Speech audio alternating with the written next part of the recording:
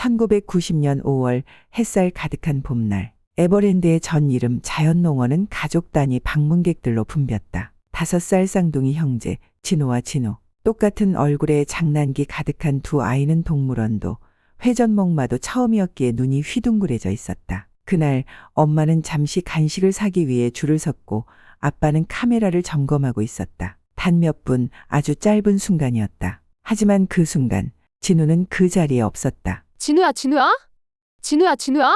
어머니의 절규는 놀이동산의 환호성 속에 묻혀버렸다. 경찰서, 방송국, 전단지, 수많은 방법을 동원했지만 결국 아이는 찾지 못했다. 엄마는 그날 이후 하루도 편히 잠들지 못했다. 하나를 잃은 죄책감에 다른 하나를 더 잘 키워야지. 그녀는 그렇게 생각하며 진우를 끌어안았다. 엄마, 진우를 찾고 싶어요. 진우가 보고 싶어요. 시간은 흘러 어느덧 30년 후 진호는 어머니 곁에서 반듯하게 자랐다. 아버지가 그토록 찾아 헤맸던 그날 이후 어머니는 마음 한쪽이 비어 있었지만 그 공백을 메우기 위해 진호는 자신이 할 수 있는 모든 것을 다하려 했었다. 그는 어릴 적부터 누구보다 조용한 아이였다. 장난꾸러기 동생이 사라진 이후 한 집안의 어린 아들로서 떠맡아야 했던 감정의 무게는 결코 가볍지 않았다. 진우가 없으니까 나라도 투정 부리거나 원망하지 않고 효도하자. 오히려 더 단단해졌다. 어머니가 무너지지 않도록, 어머니가 웃을 수 있도록 어린 마음에도 늘 내가 지켜야 한다는 책임감이 깃들어 있었다. 학교 성적은 언제나 상위권. 어릴 적부터 책을 좋아했고 문제를 틀릴 때마다 스스로 이유를 분석해보곤 했다. 다른 아이들이 놀이터에서 뛰어놀 때 그는 도서관 한편에서 책장을 넘겼다. 그런 습관은 초등학교,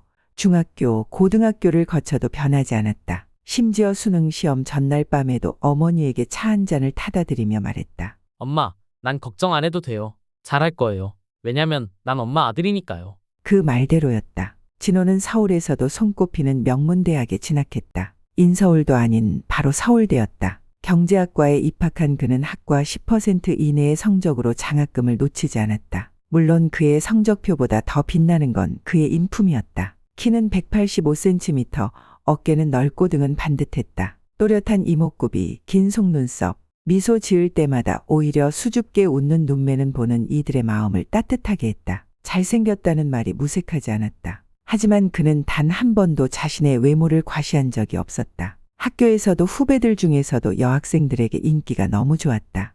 진호 오빠, 나 이번에 들어온 신입생이에요. 전화번호 한번 부탁드려요.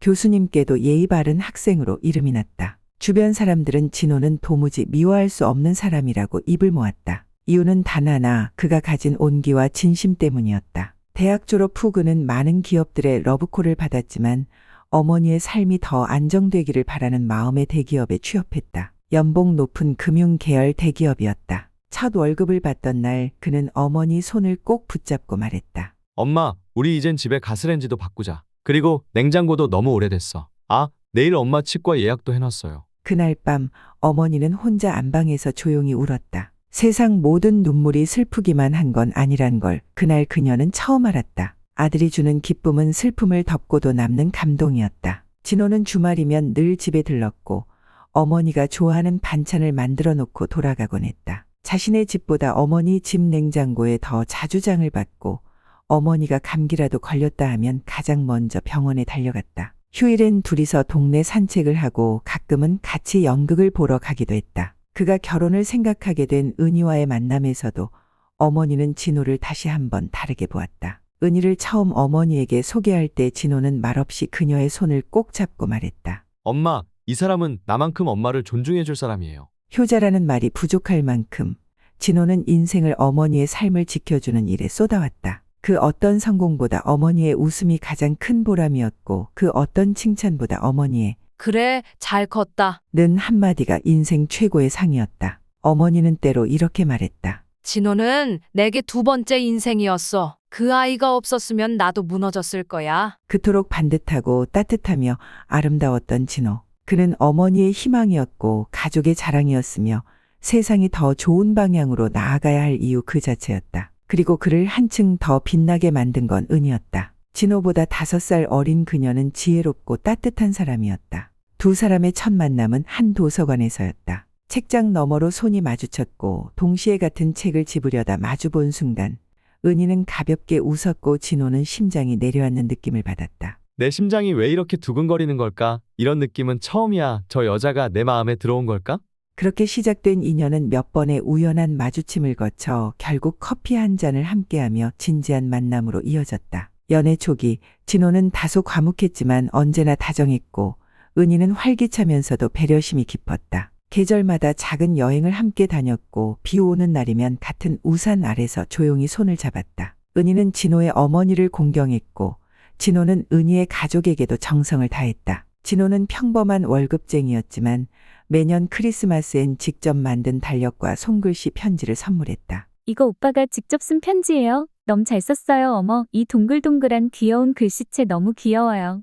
은희는 작은 것에 감동할 줄 알았고 진호는 그런 그녀가 사랑스러웠다. 여름엔 작은 텐트를 들고 캠핑을 갔고 겨울엔 동네 공원에서 붕어빵 하나를 나눠 먹으며 서로를 바라봤다. 때로는 다투기도 했지만 끝엔 늘 서로의 손을 꼭 잡았다. 세 번째 봄, 진호는 평소보다 단정한 옷차림으로 그녀를 한강으로 데려갔다. 벚꽃이 흐드러진 강변에서 그는 조심스레 무릎을 꿇었다. 은희야, 나랑 평생 같이 있어줄래? 은희는 눈물을 글썽이며 고개를 끄덕였고 그날 밤 두 사람은 오래도록 손을 놓지 않았다. 3년의 연애는 그렇게 사랑과 신뢰로 단단해졌고 마침내 두 사람은 따스한 봄날 가족과 친구들의 축복 속에서 결혼식을 올렸다. 신혼의 봄은 길게 이어졌고 사람들은 그들에게 곧 예쁜 아이가 태어날 거라 기대했다. 하지만 결혼 후 2년이 지나도 소식은 없었다. 병원을 찾은 은희는 불안한 마음으로 검사를 받았고 며칠 후 진호도 함께 검사를 받았다. 며칠 뒤 진호는 의사의 사무실에서 무력하게 앉아 있었다. 유감스럽지만 무정자증입니다. 자연 임신은 어려울 것 같습니다.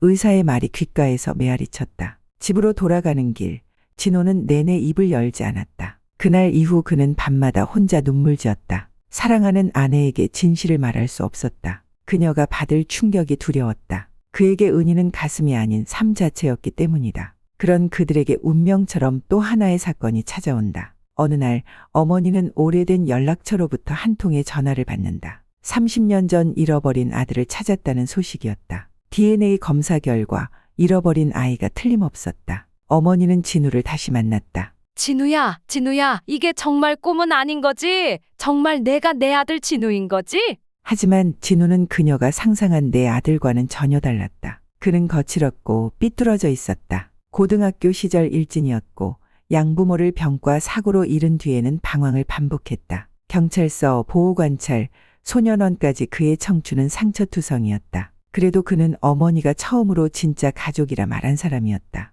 그래서 어머니는 그를 데려와 집에 머물게 했다. 형수님 반갑습니다. 저도 드디어 가족이 생겼네요. 진우야, 내가 정말 내 눈앞에 있다니 믿기지 않을 정도로 반갑구나. 어머, 도련님 너무나 반가워요. 앞으로 잘 부탁드려요.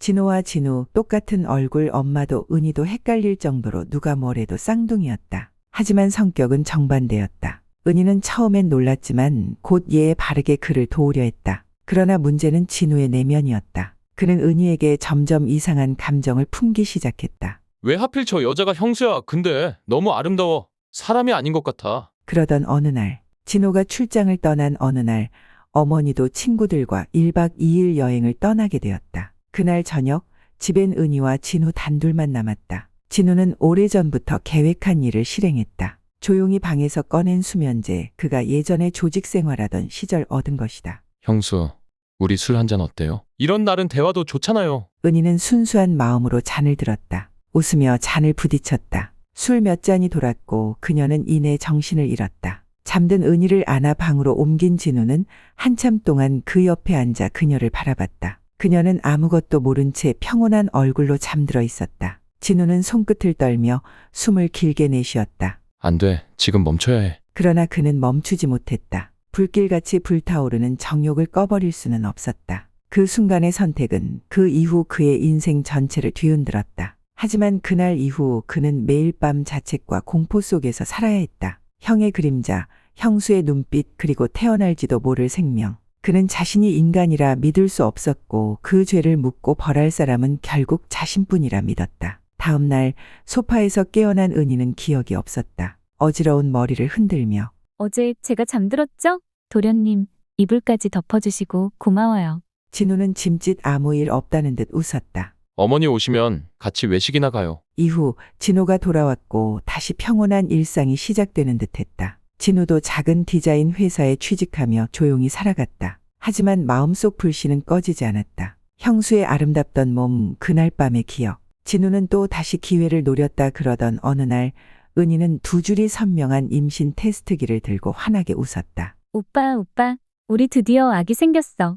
그 순간 진호는 얼굴이 하얘졌다. 무정자증인 자신이 아이를 가질 수 없다는 걸 알았기에. 그날 이후 그는 급격히 무너져갔다. 밤마다 거울 앞에서 스스로를 때리고 자책했다. 그러다 진호는 비 오는 날 과속하던 차에 치여 교통사고로 세상을 떠났다. 장례식이 끝나고 며칠 후 은희는 진호가 다니던 회사에서 책상 정리를 부탁받았지만 감정이 북받쳐 차마 나설 수 없었다. 결국 진우가 대신 회사에 들렀다. 진호의 책상은 깨끗하게 정돈되어 있었지만 서랍 깊숙한 곳엔 다소 낡은 노트 한 권이 조심스레 숨겨져 있었다. 그건 다름 아닌 형의 일기장이었다. 진우는 처음엔 망설였다. 하지만 어떤 이끌림에 이끌리듯 첫 장을 펼쳤고 거기엔 형 진호의 고통과 침묵이 빼곡히 담겨 있었다. 오늘도 은희에게 말을 하지 못했다. 무정자증이라는 말을 그녀에게 꺼내는 순간 나는 남편도 남자도 아닌 무언가가 되어버릴 것 같았다. 진호는 그 일기장에서 매일의 감정을 토로했다. 진단받은 날의 충격, 아이를 바라는 은희를 볼 때마다 느끼는 죄책감, 그리고 마침내 임신 소식을 듣고 난 뒤의 혼란과 절망. 진우는 손을 덜덜 떨며 페이지를 넘겼다. 형은 은희를 깊이 사랑했고 아이가 생겼다고 기뻐하는 그녀를 보며 자신이 얼마나 무력한 존재인지 깨달았다고 썼다. 마지막 장엔 이런 문장이 적혀 있었다. 나는 알고 있다. 그 아이는 내 아이일 수 없다. 하지만 나에게도 이 꿈을 꿀 자격이 있었을까? 그 질문이 오늘도 나를 찢는다. 진우는 그 일기장을 가슴에 안고 형의 병원 기록을 확인하러 달려갔다. 그곳에서 모든 진실이 드러났다. 형은 정말로 아이를 가질 수 없는 사람이었다. 거기엔 형의 고통, 병, 은희를 향한 사랑, 그리고 임신 소식을 듣고 난 충격까지 모두 적혀 있었다. 내가 아버지가 될 수 없다면 누굴 원망해야 할까?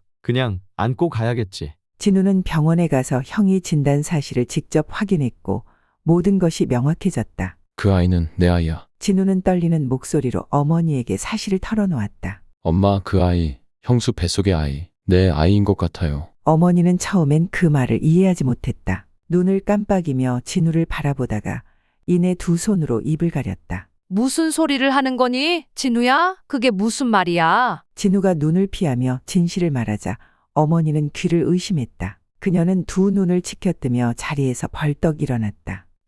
내가 그걸 어떻게 그럴 수가 있어? 수면제를 넣고 형수한테? 진우는 고개를 숙이고 아무 말도 하지 못했다. 어머니의 손이 덜덜 떨리기 시작했다. 내가 어떤 삶을 살아왔든 그건 내 책임이고 상처였겠지. 하지만 그건 아니야. 가족을, 그것도 너한테 가장 친절했던 형수를 그 죄가 뭔지 알기나 해.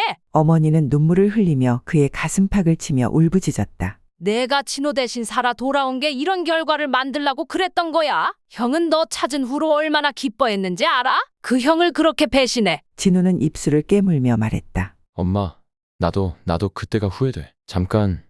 진짜 잠깐이었는데 멈추지 못했어. 어머니는 등을 돌려 방을 몇 번 왔다 갔다 하며 숨을 고르고 다시 돌아서서 진우를 노려보았다. 내가 사람이라면, 남자라면 이제부터 평생 내 죄를 안고 살아. 그리고 절대 다시는 그런 생각조차 하지 마. 나도 널 용서할 수 없어. 하지만 내 형수를 위해서, 그 아이를 위해서라도 넌 죽을 때까지 진실을 감추고 살아야 해. 어머니의 말에 진우는 무릎을 꿇고 흐느꼈다. 어머니는 등을 돌리고 조용히 방을 나가며 중얼거렸다. 그날 놀이공원에서 널 잃어버린 게 정말로 내 잘못이었나 보다. 진우는 고개를 떨구고 형의 일기장과 병원 기록을 건넸다. 어머니는 손을 떨며 그것들을 읽었다. 시간이 흐르고 문득 어머니는 깊은 숨을 내쉬며 고개를 돌렸다. 형이 알고 있었구나. 그래도 끝까지 형수한테 말 안 했네. 그 아이를 지키고 싶었던 거야. 진우는 눈물을 머금고 말했다. 엄마, 나 어떻게 해야 해요? 이 사실을 말해야 하지 않겠어요? 형수는 알아야 할 권리가 있어요. 그리고 아이도. 어머니는 단호하게 고개를 저었다.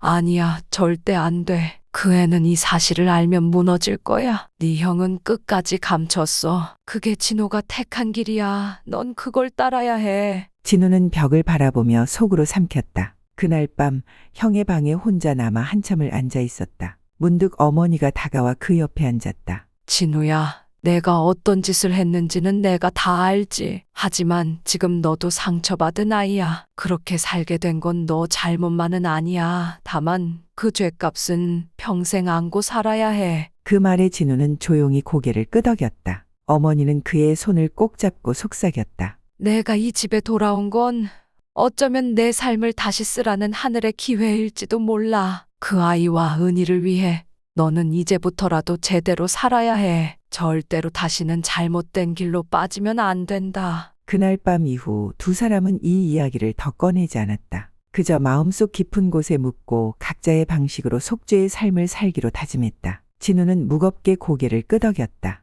하지만 그날 이후 그는 삶의 방향을 완전히 바꾸었다. 그는 자신의 죄를 잊지 않기 위해서 그리고 평생 속죄하기 위해서 뼈를 깎는 각오로 살아가기로 결심했다. 낮에는 디자인 학원에서 기술을 배우고 밤에는 편의점에서 아르바이트를 하며 하루 4시간도 채 못 자는 날들이 이어졌다. 가끔 은희가 뉴스에 나오는 디자이너 이름들을 언급할 때마다 진우는 심장이 뛸 듯 설레면서도 가슴이 아팠다. 나는 절대 내 앞에 나설 수 없는 사람이야. 라는 자책과 그래도 언젠가는 너를 위해 디자인할 수 있지 않을까? 라는 희망이 뒤섞였다. 그는 유학비를 모으기 위해 몇 년을 버텼고 결국 파리의 작은 디자인 아카데미로 떠났다. 프랑스에선 언어 장벽에 부딪히고 차별과 경제적 압박 속에 견디기 힘든 날도 많았지만 그는 포기하지 않았다. 하루 3끼 중 1끼는 생수와 빵으로 때웠고 나머지 시간은 온통 작업실과 도서관에서 보냈다. 그의 손끝에는 매번 형수 은희의 미소가 맴돌았고 그의 마음에는 매해 생일이면 떠오르는 하은이의 얼굴이 떠올랐다. 언젠가는 그 아이가 커서 내 옷을 입게 될까? 아니, 그 아이가 당당하게 세상에 나갈 수 있도록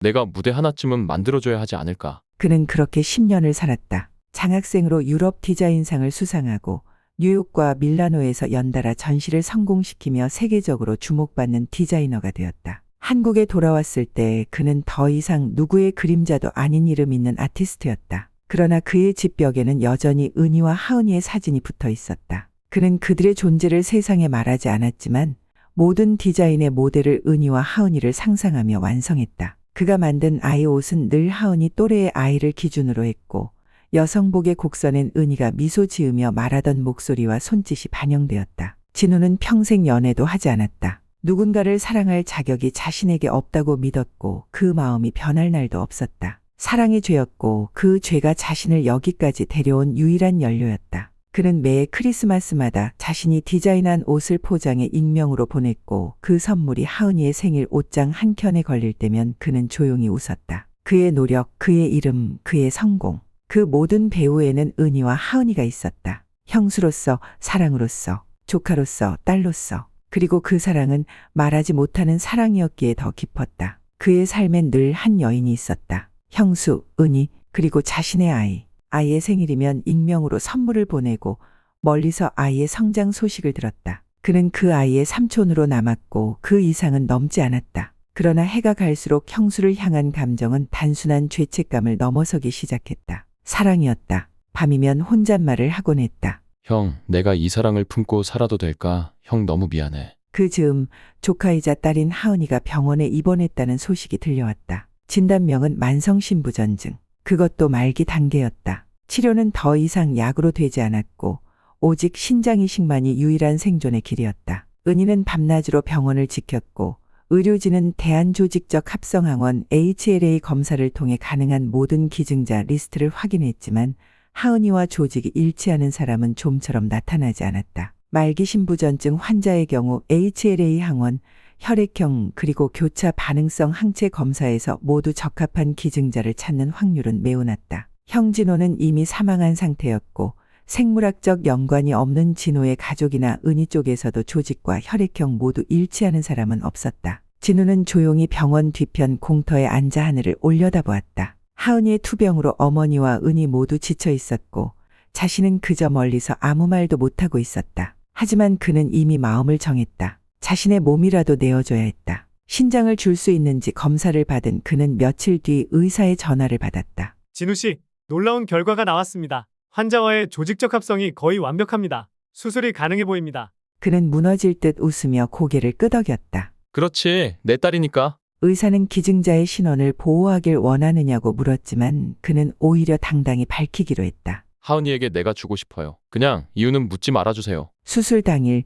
진우와 하은이는 나란히 병원 침대에 누워 수술실로 들어갔다. 은희는 손을 꼭 쥐고 눈물만 흘렸다. 그녀는 아직도 진우가 왜 이런 결정을 했는지 알지 못했다. 하지만 수술이 성공적으로 끝난 후 하은이와 은희는 진우에게 진심 어린 감사를 전했다. 회복실에서 의식이 돌아온 하은이는 진우를 보며 눈물을 글썽이며 말했다. 삼촌, 정말 감사해요. 제 목숨을 살려주셨잖아요. 이 은혜 평생 갚으며 살아갈게요. 은희도 병실에 찾아와 진우의 손을 꼭 잡았다. 그녀는 말없이 눈물만 흘리다가 조용히 말했다. 고맙다는 말로는 부족해요. 도련님 덕분에 제 아이가 다시 숨을 쉬어요. 평생 잊지 않을게요. 진우는 미소 지으며 고개를 저었지만 그 눈빛엔 이루 말할 수 없는 사랑과 슬픔이 교차하고 있었다. 그는 단지 그녀들이 살아있는 것만으로 충분했다. 며칠 뒤 하은이는 진우에게 물었다. 삼촌 왜 제게 신장을 주셨어요? 진우는 조용히 웃으며 대답했다. 널 보며 늘 내가 뭔가 해주고 싶었어. 그냥 그럴 이유가 있었단다. 그는 말하지 않았다. 하은이가 자신의 딸이라는 사실도,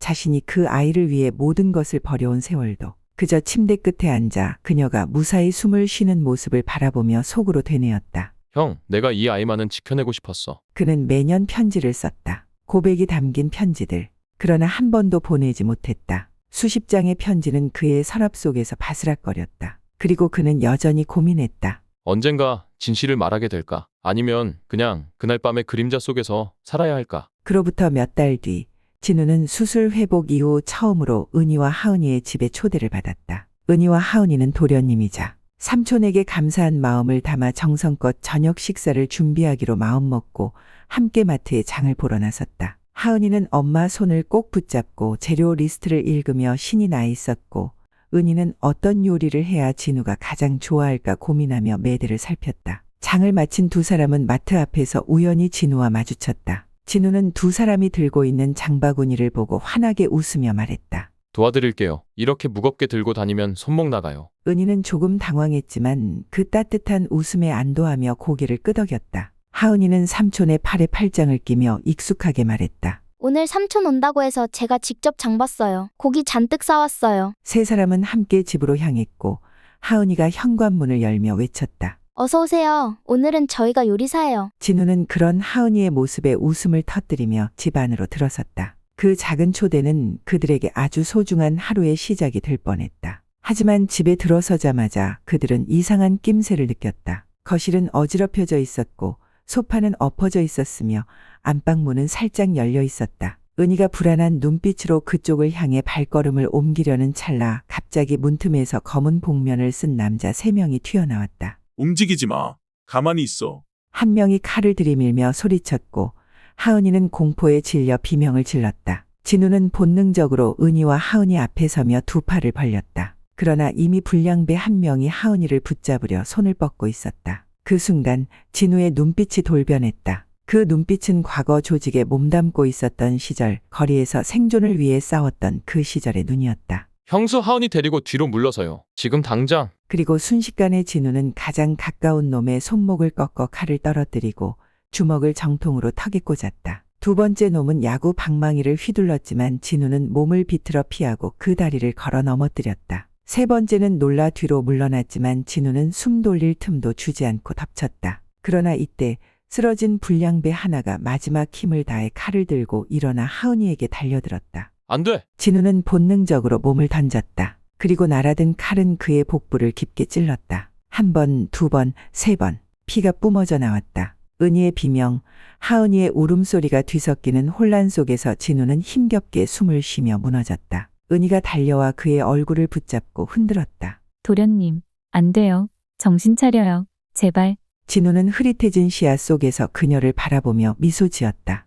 피범벅이 된 입술 사이로 마지막 말을 꺼냈다. 은희 씨, 사랑해요. 그리고 고개를 돌려 하은이를 바라보며 말했다. 하은아, 사랑해. 아빠를 용서해 주렴. 그 말을 끝으로 그는 그대로 의식을 잃었다. 그 순간 이웃의 신고로 경찰과 구급대가 들이닥쳤다. 불량배들은 출동한 경찰에 모두 체포되었고 진우는 피투성이가 된 채로 들것에 실려 응급실로 옮겨졌다. 사이렌 소리와 함께 차가운 밤하늘이 울려 퍼졌다. 은희는 구급차를 따라가며 하염없이 눈물을 흘렸고 하은이는 엄마의 손을 꼭 잡고 떨리는 목소리로 말했다. 엄마, 삼촌 살릴 수 있는 거지? 나 대신 저렇게 칼에 찔린 거잖아? 하은이도 하염없이 울었고 은희도 큰 충격과 도련님이 살 수 없을지 모른다는 걱정과 절망감 속에 끝없이 눈물을 흘렸다. 잠시 후 병원 복도를 급히 달려오는 사람이 있었다. 바로 어머니였다. 전화를 받고 모든 것을 내려두고 택시를 타고 달려온 그녀는 수술실 앞에 도착하자마자 무릎을 꿇고 기도하기 시작했다. 은희는 울다 지친 눈으로 시어머니를 바라보다가 진우가 쓰러지기 전 마지막으로 남긴 말을 조심스레 되새기기 시작했다. 그 순간의 기억이 너무 생생했다. 피투성이가 된 도련님이 하은이에게 아빠를 용서해 주렴. 이라고 말한 그 장면이 머릿속을 맴돌았다. 은희는 순간 숨이 막혔다. 왜 도련님이 하은이에게 아빠라고 했을까? 그건 단순한 오해일까? 아니면 숨겨진 진실일까? 그리고 사건의 전말이 조금씩 떠올랐다. 그날 도련님이 집에 와주지 않았다면 은희는 떨리는 목소리로 시어머니에게 말했다. 어머님, 그 불량배들 사실은요. 저 예전부터 괴롭힘을 당하던 무리였어요. 동네에서 몇 번 마주쳤는데 저를 따라다니며 집요하게 시선을 보내던 남자가 있었어요. 그런데 그날 그놈들이 집 앞에서 저를 지켜보고 있다가 제가 하은이와 단둘이 있는 걸 알고 작정을 한 것 같아요. 도련님이 방문하신 건 그들이 몰랐던 일이었고 매복해 있다가 저를 납치하려다 도련님이 함께 있다는 걸 보고 당황해서 바로 덮친 거예요.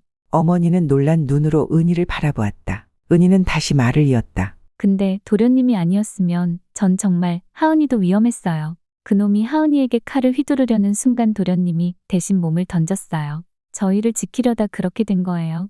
은희는 하염없이 울기 시작했다. 그때 떠올랐다. 마지막 순간 도련님이 눈을 지그시 감으며 중얼거린 말. 은희 씨, 사랑해요. 그리고 하은아, 사랑해. 아빠를 용서해 주렴. 은희 씨, 사랑해요. 하은아, 사랑해. 아빠를 용서해 주렴. 그 말이 귓가를 계속 맴돌 때마다 그녀는 가슴이 저며왔다. 왜 도련님이 그런 말을 했을까? 왜 하은이에게 아빠라고? 은희는 떨리는 입술로 어머니에게 말했다. 어머님, 도련님이요. 쓰러지기 직전에 저한테 사랑한다고 했어요. 그리고 하은이한테는 아빠를 용서해달라고 그렇게 말했어요. 그게 무슨 뜻이었을까요? 시어머니는 침묵 속에서 묵묵히 눈을 감았다가 떨리는 손으로 천천히 은희의 손을 감쌌다. 손끝이 차가웠다. 한참을 그렇게 손을 감싼 채 아무 말 없이 앉아있다가 마침내 입을 열었다. 은희야, 너는 너무 착한 아이라. 내가 이 말을 꺼내는 게 참 두렵다. 하지만 이제는 말해야 할 때인 것 같구나. 은희는 눈망울을 붉힌 채 시어머니의 떨리는 목소리에 집중했다. 시어머니는 깊은 숨을 내쉬고 이어갔다. 그날 내가 들었다는 말들, 진우가 했던 그 말들. 사실은 그 아이가 너에게만이 아니라 스스로에게도 마지막 고백을 한 거야. 그 고백은 죄책감 속에서도 오직 너희 둘을 향한 사랑으로 가득했단다. 은희는 깜짝 놀란 표정으로 입을 다물지 못했다. 시어머니는 이어 말했다. 하은이는 진우의 딸이야. 내 딸이기도 하지만 진우의 피가 흐르는 아이야. 그걸 너에게 차마 말할 수 없었어. 내가 그 무게를 감당하려 했지만 결국 시간이 지나며 오늘처럼 너의 눈앞에 드러나게 되는구나. 내가 기억할지 모르겠지만 내가 임신했을 때 진호가 많이 힘들어했지. 밝게 웃고는 있었지만 그 웃음 뒤에 그림자가 짙었어. 그 아이가 자기 아이가 아니라는 걸 진호는 알고 있었거든. 병원 기록도 일기장도 전부 진호가 남겼어. 진호는 무정자증이었단다. 절대 자연적으로 아이를 가질 수 없는 몸이었어. 하지만 그는 끝까지 내게 말하지 않았어. 내가 웃으며 아이 소식을 전했을 때 그 아이가 자기 아이가 아님을 알면서도 기뻐하는 내 눈을 보며 아무 말도 하지 못했지. 그저 내가 무너지지 않길 바랐어. 너를 지키고 싶었던 거야. 그리고 진우, 그 애가 무너졌던 건 단순한 유혹이나 순간의 감정이 아니었단다. 형이 해외 출장으로 자리를 비우고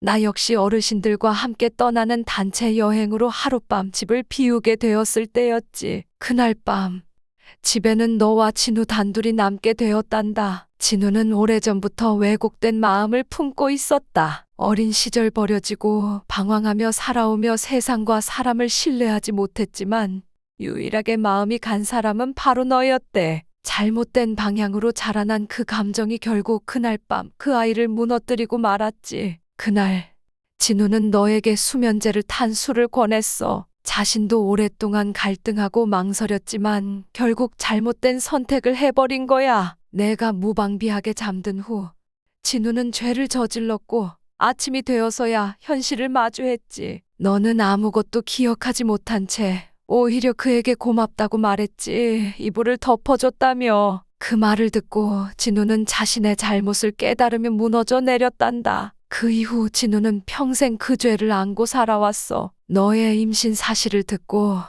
형이 무정자증이라는 걸 알게 되었을 때 그는 무릎이 꺾여 주저앉았다고 했지. 그 아이는 내 아이일 수밖에 없다는 그 깨달음은 그에겐 기쁨이 아니라 죗값이었어. 그 아이가 그날 밤을 그 죄를 잊은 적은 단 한 번도 없었단다. 그래서 진우는 자신이 할 수 있는 방식으로 너와 하은이에게 속죄하려 했던 거야. 삶을 바꾸고 디자인을 배우고 해외 유학까지 가며 진우는 자신의 죄를 이겨내려 했지. 그 속엔 오직 너와 하은이밖에 없었단다. 신장이식을 자처한 것도 그래서였어. 아무도 모르게 그저 조용히 딸을 살리고 싶었던 거야. 말 한마디 없이 내 곁에 있기 위해서 모든 걸 삼켰던 아이야. 그래서 마지막 순간에 그렇게 말했던 거야. 하은아, 사랑해. 아빠를 용서해 주렴. 그건 단순한 감정이 아니었어. 진심이었단다. 나는 그 아이가 잘못을 저질렀다는 사실을 잊지 않아. 평생 속죄하며 살아야 할 일이었고 그걸 누구보다 잘 알고 있었지. 하지만 은희야, 그 아이만 괴로운 삶을 산 게 아니란다. 나 역시 이 사실을 알고 있었던 지난 세월 동안 너와 하은이를 바라보며 얼마나 죄스럽고 미안했는지 말로 다 못해. 널 볼 때마다 가슴이 조여왔어. 며느리 이제 내 딸 같은 너를 속이고 있다는 사실이 나를 미치게 만들었고 하은이를 볼 때마다 저 순수한 아이가 언젠가 진실을 알게 되면 어쩌나 두려움에 잠을 설치기도 했단다. 그래도 말할 수 없었어. 진호가 지켜내고자 했던 걸 나라도 끝까지 감싸야 했거든. 진우가 죄를 지은 건 분명하지만 그 아이가 그 죄를 어떤 마음으로 안고 살아왔는지를 나는 알고 있었어. 너희에게 더 이상 상처를 줄 수 없다는 절박함이 나를 입 다물게 했단다. 하은이가 병원에 실려갔을 때 진우가 아무 말도 없이 검사받고 기증하겠다고 했던 순간 나는 알고 있었어. 이 아이는 더 이상 도망치지 않으려는구나. 자기 손으로 끝까지 책임지려는구나. 그 모습이 너무 가엾고 또 너무 대견했어. 나는 매일 기도했어. 너희 모두가 무사하길. 그리고 언젠가는 이 모든 진실이 분노가 아니라 이해로 받아들여지길. 진우의 죄는 진우가 짊어지고 가겠지만 그 아이가 보여준 마지막 진심만큼은 부디 잊지 말아주렴. 제발 기억해주렴. 은희야. 은희는 손으로 입을 가린 채 눈물을 흘렸다. 시어머니는 은희의 머리를 조심스럽게 감싸 안으며 속삭였다. 그 아이가 너희를 지키기 위해 몸을 던졌다는 건 우연이 아니었단다. 그것만은 꼭 기억해줘. 내가 몰라도 되는 진실이었지만 그 아이의 마지막 마음은 진짜였어. 은희는 조용히 고개를 끄덕이며 더욱 세차게 눈물을 흘렸다. 눈물로 범벅된 얼굴을 손으로 감싸 안은 채 그녀의 마음속에서는 끝도 없는 혼란과 슬픔이 물결처럼 일렁였다. 그동안 알지 못했던 진실이 너무나 벅차게 가슴을 짓눌렀고 자신이 지켜왔던 사랑과 가정의 기억이 송두리째 흔들리는 듯했다. 이 모든 걸 내가 몰랐다는 게 믿어지지 않아. 그녀는 속으로 되뇌며 눈을 감았다. 깊은 숨을 들이마시고 뱉을 때마다 진우가 남긴 마지막 말이 자꾸만 귓가를 때렸다. 하은아, 사랑해. 아빠를 용서해 주렴. 그 순간 자신의 아이 하은이의 얼굴이 떠올랐다. 순수한 눈망울, 진우를 향해 웃던 미소, 그리고 수술대에서 그를 걱정하던 떨리는 목소리까지. 그 모든 조각들이 퍼즐처럼 맞춰지는 것 같았다. 너무도 괴로운 진실이었지만 동시에 이해하려는 마음도 피어올랐다. 그러나 이해하는 것과 용납하는 건 전혀 다른 문제였다. 그녀는 어머니를 바라보았다. 고통의 세월을 함께 견뎌온 이 집안의 어른이자 유일한 버팀목인 그녀에게서 진심이 느껴졌지만 이제 은희의 머릿속은 새로운 고민으로 가득 찼다. 하은이에게 이 모든 걸 어떻게 말해야 하지? 말해야 하나, 말하지 말아야 하나. 은희는 병원 복도의 의자에 앉아 눈을 감았다. 머릿속은 회오리처럼 뒤엉켰다. 하은이는 순수한 아이야. 지금까지도 병실에서 도련님을 걱정하며 울었는데 이 사실을 알게 되면 과연 감당할 수 있을까? 은희는 마음속으로 수십 번 자문했다. 진실은 정당한가?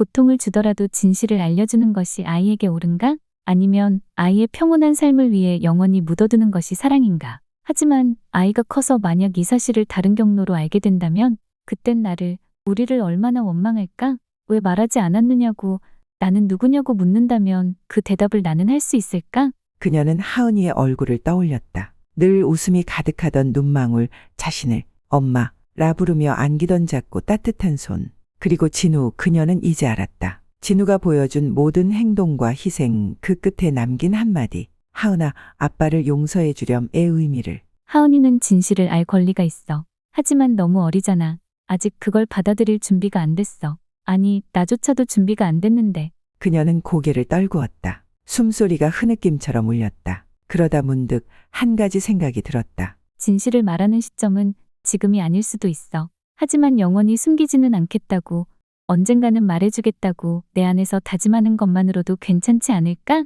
은희는 천천히 일어섰다. 자신이 앞으로 어떤 삶을 살아야 하는지 그 윤리의 무게를 알기에 하루하루를 진실 앞에서 정직하게 살아가는 것만이 유일한 속죄라고 믿기로 했다. 그리고 하은이가 성장했을 때, 아이의 감정과 성숙함을 헤아릴 수 있을 때 그때 가서 자신이 직접 말해주리라 다짐했다. 그때가 오면 내가 말하겠어. 진심으로 담담하게. 그리고 아이가 울어도 미워해도 그 옆에 내가 있겠다고. 그래, 그게 지금 내가 할 수 있는 최선이야. 말없이 흐느끼는 두 여인의 손은 어느새 꼭 맞잡혀 있었다. 어머니의 손끝은 차가웠지만 그 안에 담긴 미안함과 따뜻함은 은희의 마음을 천천히 감싸기 시작했다. 말할 수 없는 감정이 서로의 눈동자 속에 머물렀고 그들은 오래도록 아무 말 없이 울었다. 그날 이후 두 사람은 병원에 머물며 혼수 상태인 진우의 곁을 지켰다. 은희는 하루도 빠짐없이 병원에 와서 진우의 손을 잡았고 어머니는 작게 중얼거리며 기도했다. 그 기도는 자신을 위한 것이 아니라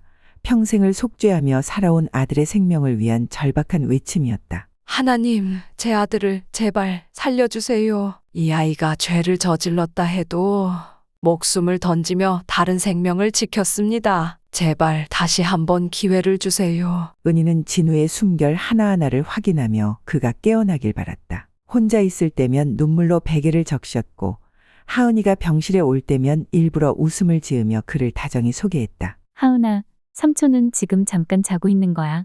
우리 삼촌은 강하니까 곧 깰 거야. 그렇게 열흘이 흘렀다. 병실엔 무거운 정적이 흐르고 창밖으로는 초여름 햇살이 부드럽게 내리쬐고 있었다. 그날도 은희는 진우의 곁에 앉아 있었다. 손에 책을 들고 있었지만 눈길은 자꾸 그의 얼굴로 향했다. 진우는 여전히 깨어나지 않았다. 그 얼굴엔 수술의 흔적과 고통의 그림자가 엿보였다. 은희는 책을 내려놓고 그의 손등을 조용히 감싸며 속삭였다. 이제는 정말 일어나줘야 해요. 나 당신에게 해야 할 말이 너무 많아요. 아직 하은이도 당신이 깨어나기를 기다리고 있어요. 진우의 이마에 손을 얹고 천천히 눈을 감았다. 그리고 그렇게 잠이 들었다. 얼마나 지났을까? 조용한 병실, 기계음만이 작게 들리던 그 순간. 은희 씨. 매우 작고 희미한 그러나 분명한 목소리. 마치 꿈속에서 들리는 듯한 속삭임. 은희는 번쩍 눈을 떴다. 그리고 믿기지 않는 눈빛으로 진우를 바라보았다. 그의 입술이 아주 미세하게 떨리고 있었다. 다시 아주 작게. 하은아. 은희는 입을 막고 숨을 멈췄다. 눈물이 말없이 뺨을 타고 흘러내렸다. 진우 씨, 들려요? 저예요. 은희예요. 여기 있어요. 우리 곁으로 돌아온 거예요. 그녀의 목소리는 떨렸지만 환하게 빛났다. 진우의 눈꺼풀이 천천히, 아주 천천히 떨리기 시작했다. 그리고 희미하게 그러나 분명히 움직였다. 진우는 살아있었다. 그리고 그 작은 기적은 두 여인의 끝없는 기다림과 간절한 기도 끝에 찾아왔다. 은희는 진우의 입술이 떨리는 것을 본 순간 마치 전기처럼 온몸에 소름이 퍼지며 번개처럼 자리에서 일어나 의료진 호출 버튼을 눌렀다. 삐 소리와 함께 버튼이 눌리자마자 복도에서 발소리가 쿵쿵 울리며 간호사들이 병실로 뛰어들어왔다. 곧이어 담당 의사도 급히 도착했고 진우의 침상 옆으로 달려왔다. 의사는 진우의 눈꺼풀이 떨리는 것을 확인하고 즉시 청진기를 들이댄 뒤 상태 점검에 들어갔다. 심박수 안정적입니다. 반응 확인됩니다. 간호사의 빠른 보고에 의사는 연신 고개를 끄덕이며 차트와 모니터를 번갈아 살펴보았다. 산소 포화도 회복 중입니다. 자극 반응 좋습니다. 뇌관 반응도 있어요. 의사는 흥분을 감추지 못하고 크게 소리쳤다.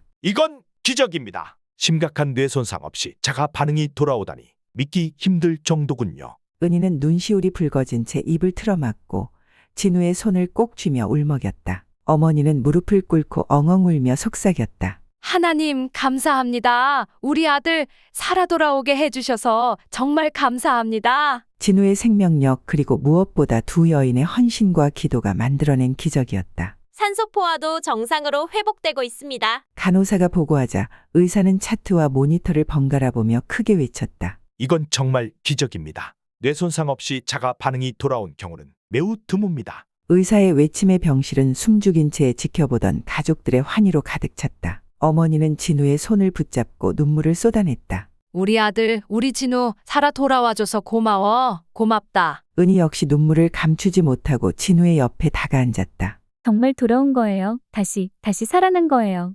의사는 한참을 지켜보다가 천천히 고개를 끄덕이며 말했다. 진우 씨는 지금 의식이 회복 단계에 들어섰습니다. 아직 완전히 깨어난 것은 아니지만 이런 반응은 생명력의 회복을 뜻합니다. 환자의 생명력 그리고 무엇보다 가족들의 간절함과 정성이 만들어낸 결과입니다. 은희와 시어머니는 서로의 손을 꼭 잡았다. 그동안 쌓인 죄책감, 미안함, 애틋함이 서로의 눈빛으로 전해졌고 그것이 진우의 숨결과 함께 살아나는 듯했다. 기적이라는 말은 흔하지만 이 순간만큼은 분명했다. 진우는 가족의 기도와 사랑으로 죽음의 문턱에서 되돌아온 것이었다. 며칠 후 진우는 조금씩 일상적인 대화가 가능해졌다. 회복이 더뎠지만 그는 이전보다 훨씬 차분해지고 조용해졌다. 병실 한편엔 언제나 은희가 있었다. 그녀는 하루도 빠짐없이 찾아와 말없이 그의 손을 잡고 앉아 있었다. 그날도 은희는 평소처럼 조용히 문을 열고 들어와 진우의 침대 옆에 앉았다. 커튼 사이로 햇살이 부드럽게 들어오고 있었다.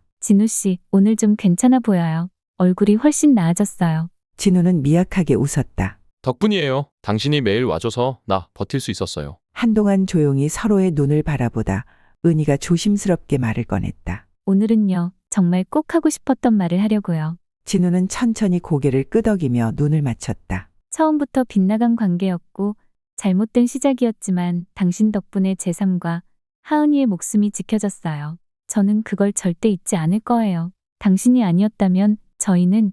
말끝이 떨리자 은희는 깊은 숨을 내쉬었다. 그동안 너무 고마웠어요. 그리고 감사했어요. 그 말에 진우는 조용히 눈을 감았다. 떨리는 눈꺼풀 너머로 눈물이 맺혔다. 은희의 말이 끝나자 진우는 천천히 몸을 일으켜 세우려 했다. 상처가 아직 남아있어 움직임이 힘들었지만 그는 이를 악물고 상체를 일으킨 후 이불을 걷고 침대 옆으로 발을 내디뎠다. 진우 씨, 안 돼요. 무리하지 마세요. 하지만 그 순간 진우는 무릎을 꿇었다. 은희 앞에서 깜짝 놀란 은희는 입을 막았고 진우는 숨을 깊이 들이마신 뒤 천천히 말했다. 은희 씨, 나는 당신에게 용서를 구할 자격도 사랑을 말할 자격도 없어요. 하지만 이 마음만큼은 진심이에요. 그는 떨리는 목소리로 말을 이었다. 그날 이후 나는 매일 당신을 떠올리며 살았어요. 죄책감으로 시작된 삶이었지만 어느 순간부터 당신은 나에게 죄가 아닌 희망이 되었어요. 은희 씨, 나는 이제라도 당신 앞에 정직한 사람으로 진심을 다해 살고 싶어요. 진우의 눈에는 눈물이 고여 있었다. 하지만 그것은 후회의 눈물이 아니라 오래도록 눌러왔던 마음이 터져나오는 고백의 눈물이었다. 부탁이에요. 나를 용서해 준다면 이 삶의 남은 시간 당신과 하은이 곁에서 당신들을 지키며 살게 해주세요. 그는 떨리는 손으로 안주머니에서 반지를 꺼냈다. 조심스럽게, 아주 조심스럽게. 이건 내가 프랑스에서 디자인 공부를 마치고 처음으로 만든 반지예요. 당신 손가락에 꼭 맞게 만들었어요. 혹시 만약에 내가 당신 곁에 설 수 있는 날이 온다면 그날 이걸 끼워주고 싶었어요. 은희는 말없이 그 반지를 바라보았다. 손끝이 살짝 떨렸고 눈동자는 금방이라도 터질 듯 흔들렸다. 부탁이에요. 이제는 그림자처럼 숨지 않고 당신 곁에 당당히 서게 해주세요. 은희 씨, 나와 함께 살아줄 수 있나요? 침묵. 잠시지만 영겁처럼 느껴지는 고요 속에서 은희는 조용히 고개를 떨궜다. 그리고 다시 그를 바라보았다. 그 눈에는 수많은 감정이 뒤엉켜 있었다. 분노, 슬픔, 안도, 애틋함, 그리고 아주 희미한 연민과 용서. 그녀는 아무 말 없이 진우의 손에 손을 얹었다. 그리고 아주 작게 거의 들리지 않을 정도로 중얼거렸다. 이제야 당신이 사람처럼 보여요. 진우는 눈물을 뚝뚝 흘리며 고개를 숙였다. 그 순간 병실의 창문 너머로 초여름 햇살이 고요히 스며들었고 두 사람의 그림자가 하나의 실루엣처럼 포개졌다. 며칠 뒤 병실엔 따뜻한 햇살이 스며들었다. 창밖 나뭇가지엔 초여름 바람이 스쳤고 그 속엔 오랜 침묵을 깨고 다시 살아난 사람이 있었다. 진우는 한참을 천장을 바라보다가 고개를 돌렸다. 그의 시야엔 은희가 조용히 앉아 있었다. 은희 씨, 나 당신한테 정말 미안해요. 너무 늦었죠? 이 말을 하기에. 은희는 잠시 그를 바라보다가 고개를 끄덕였다. 미안하단 말, 이제는 들을 필요 없어요. 대신 앞으로 어떤 선택을 할지, 어떤 길을 걸을지 그게 더 중요해졌어요. 진우는 그녀의 눈을 똑바로 바라봤다. 긴 침묵이 흘렀다. 그러고는 느리게 몸을 일으켜 앉았다. 아직 온몸에 힘이 빠졌지만 그는 두 손을 무릎에 올려 진지하게 고개를 숙였다. 그리고 떨리는 목소리로 말했다. 은희 씨, 아니. 은희야, 나 지금까지 단 한 번도 날 용서하지 않았어. 나 자신을 용서할 자격도 없었고 매일이 지옥이었어. 하지만 그 지옥 속에서도 너와 하은이만은 내게 유일한 이유였어. 그는 천천히 조심스럽게 무릎을 꿇었다. 병실 바닥이 차가웠지만 그것조차 느껴지지 않았다. 형의 자리를 빼앗을 생각도 없었고 내 존재를 숨기고 살아도 괜찮았어. 하지만 이제는 이렇게 아프고도 살아남았다는 이유만으로도 내 진심을 전하고 싶어. 은희는 당황한 듯 자리에서 일어났다가 그대로 굳어버렸다. 진우는 한 손으로 자신의 가슴을 짚으며 말한다. 사랑했어. 아니, 지금도 사랑해. 죄로 시작된 감정인 걸 알아. 내게는 자격이 없다는 것도 알아. 하지만 하은이는 내 딸이야. 그리고 넌 내 첫사랑이었어. 단 한 번도 다른 여자를 사랑해 본 적 없어. 그는 고개를 들었다. 눈가에 뜨거운 눈물이 맺혀 있었지만 눈빛만큼은 누구보다 진심이었다. 내 인생이 다시 시작될 수 있다면 그건 너와 하은이 곁에서 당당히 너희를 지키며 사는 삶이어야 해. 비밀 뒤에 숨어 살아가는 건 이젠 그만두고 싶어. 너에게, 내 딸에게 진심을 드러내고 싶어. 은희는 그 말에 숨을 들이켰다. 벽에 기대며 두 손으로 얼굴을 감싸며 속삭였다.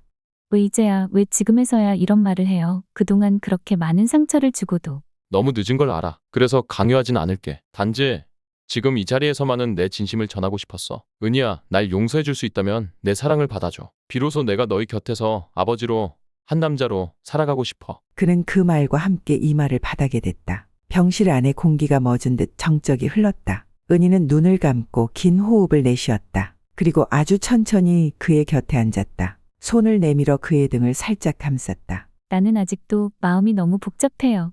용서하려 해도 용납이 안 되고 받아들이려 해도 너무 아파요. 하지만 당신이 한 행동, 그 고통을 마주한 태도, 그리고 우리를 향한 진심, 그건 분명히 느껴졌어요. 그녀는 그의 등을 쓰다듬으며 조용히 말했다. 당장은 아니에요. 하지만 우리 하은이를 위해서라도 한 발짝씩 걸어가 봐요. 가족이라는 이름으로 다시 시작할 수 있다면 그건 당신 혼자만의 힘이 아닌 우리 셋이 함께해야 하는 일이니까요.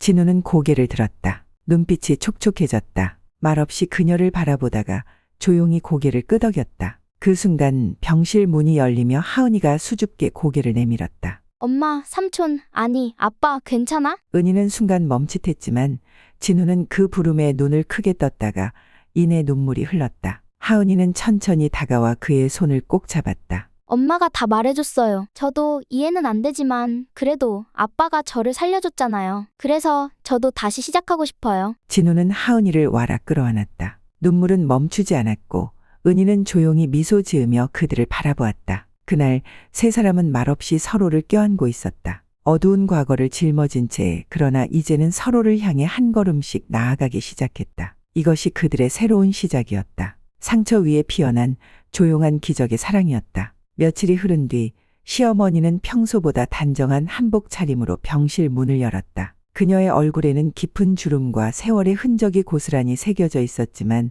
눈빛은 놀라울 만큼 따뜻하고 차분했다. 진우가 침대에 기대 앉아 있었고 은희는 창가에 앉아 조용히 책을 읽고 있었다. 하은이는 아빠 곁에 앉아 그림을 그리고 있었고 병실 안은 오랜만에 고요한 평화로 가득 차 있었다. 어머니는 그 모습을 한참 말없이 바라보다가 천천히 다가왔다. 은희야, 진우야, 그리고 우리 예쁜 하은이. 그녀는 떨리는 손으로 진우의 뺨을 살며시 쓰다듬었다. 진우야, 내가 이렇게 살아있어줘서 정말 다행이야. 난 이 날을 기다려왔어. 매일 밤 너를 위해 기도했단다. 진우는 눈가가 붉어졌다. 어머니의 손길은 따뜻했고 그것은 말로 다 하지 못한 모든 용서와 사랑이 담긴 손길이었다. 어머니, 저 너무 많은 실수를 했어요. 죄송해요. 아들로서도 사람으로서도. 어머니는 그의 말을 조용히 막았다. 진우야, 넌 충분히 벌도 받았고 더 큰 희생도 했단다. 너는 너의 방식으로 속죄했고 이제는 내가 살아야 할 몫이 남았어. 그 몫을 잘 살아주면 돼. 그녀는 하은이를 바라보며 미소 지었다. 하은아, 아빠가 너를 얼마나 사랑하는지 너도 알고 있지? 그 사랑은 어떤 과거도 뛰어넘을 수 있어. 하은이는 고개를 끄덕였다. 아이의 눈에는 순수한 감정과 아픔을 품은 이해심이 담겨 있었다. 그제야 어머니는 은희를 향해 돌아섰다. 은희야, 은희는 자리에서 일어났다. 그동안 진우와의 관계보다도 어머니 앞에 서는 것이 더 두려웠던 순간들이 많았다. 죄책감, 미안함, 그리고 이해할 수 없는 상처들. 하지만 어머니의 눈에는 그 어떤 책망도 없었다. 오히려 안쓰러움과 깊은 사랑이 가득했다. 은희야, 너한테 미안하다는 말을 100번, 1000번 해도 부족하구나. 내가 그때 널 더 잘 지켜줬어야 했는데, 며느리로만 널 바라보며 얼마나 무거운 짐을 지게 했는지. 은희는 눈시울을 붉히며 말했다. 어머님, 저도 미워한 적도 많았고 원망한 적도 있어요. 하지만 지금은 다 이해가 돼요. 그게 어머님의 사랑이었단 것도. 두 여인은 조용히 서로를 안았다. 오랜 세월의 거리감과 상처가 녹아내리는 순간이었다. 누구도 울지 않으려 했지만 결국 두 사람 모두 소리 없이 눈물을 흘렸다. 어머니는 은희의 등을 다독이며 속삭였다. 이제는 가족이란 이름으로 이 아이들을 지켜주렴. 내가 할 수 있는 일이 있다면 뭐든 할게. 너희가 손잡고 살아가는 모습, 난 그게 그저 고맙고 기뻐. 그 말에 하은이가 엄마와 아빠의 손을 각각 잡고 말했다. 우리 이제 진짜 가족 되는 거죠? 세 사람은 동시에 고개를 끄덕였다. 그리고 시어머니는 처음으로 마음 놓은 듯 조용히 웃었다. 그래, 진짜 가족이구나. 우리 집에 다시 봄이 온 거네. 그날 병실에는 진한 햇살이 가득 내리쬐었다. 봄처럼 따뜻한 공기 속에서 상처받은 네 사람은 서로를 끌어안고 한참을 앉아 있었다. 모든 것이 완벽하지는 않았다. 그들의 과거는 여전히 무겁고 때론 되새겨질 것이다. 하지만 이제 그들은 서로를 향한 이해와 용서 그리고 사랑으로 다시 걸어갈 준비가 되어 있었다. 시어머니는 병실 창가에 앉아 다시금 셋을 바라보았다.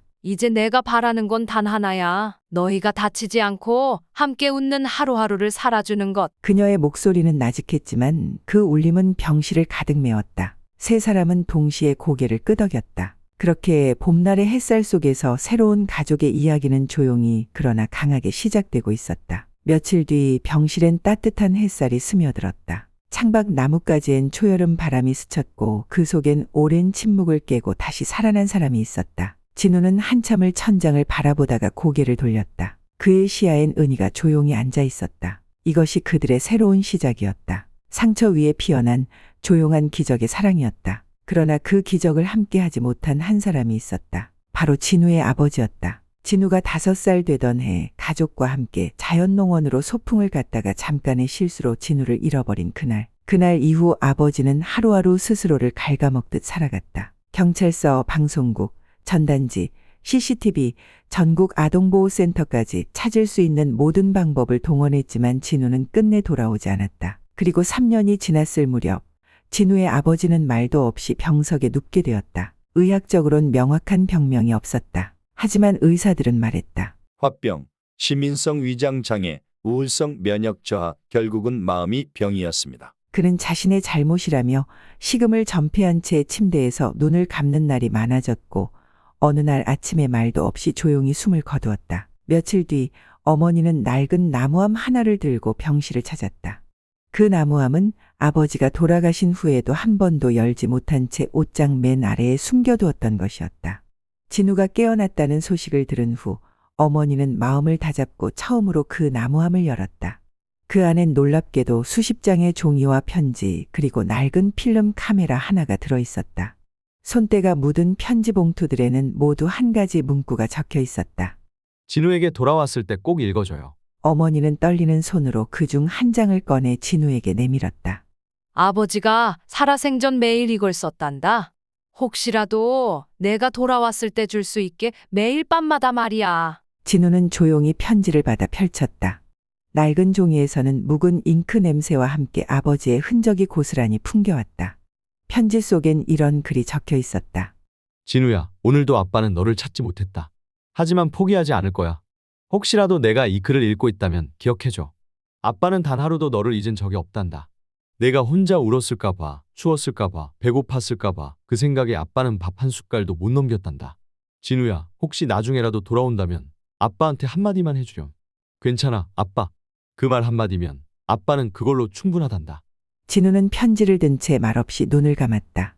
손끝이 떨렸고 입술은 달달 떨렸다.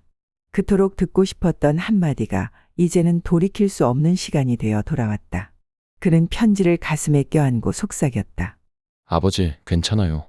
지금은 정말 괜찮아요. 가족이 여기 있어요. 그날 밤 하은이는 엄마 몰래 병실 탁자 위에 작은 상자를 올려두고 갔다. 상자 안엔 자신이 쓴 편지가 곱게 접혀 있었고 그 위에는 유치원 시절 만들었던 카드도 함께 담겨 있었다. 진우는 다음 날 그 상자를 열어보았다. 아빠에게 아빠가 제 진짜 아빠라는 거 처음엔 많이 놀랐어요. 그리고 엄마가 울었을 때 같이 울었어요. 근데 삼촌이 저를 살려줬던 날 저는 마음속으로 알았던 것 같아요. 삼촌은 그냥 삼촌이 아니라 진짜 저를 사랑하는 사람이구나. 이제는 말할 수 있어요. 아빠, 고마워요. 그리고 사랑해요. 진우는 편지를 가만히 접어 품에 넣었다. 이제 그는 자신이 어떤 죄를 지었든 어떤 상처를 안고 살아가든 한 아이에게 아빠라는 이름으로 기억된다는 사실 하나만으로 삶을 계속해갈 이유를 얻었다. 며칠 후 병원 정원으로 외출 허가가 났다. 휠체어에 탄 진우, 그 뒤를 밀고 있는 은희, 그리고 팔짱을 낀 하은이. 세 사람은 병원 정원의 나무 벤치에 잠시 앉았다. 햇살이 따뜻하게 비추던 그 순간 은희가 조용히 진우의 손을 잡았다. 당신은 우리를 지켜줬어요. 과거의 실수는 절대 잊지 않겠지만 그 죄를 갚기 위해 살아온 시간도 함께 기억할 거예요.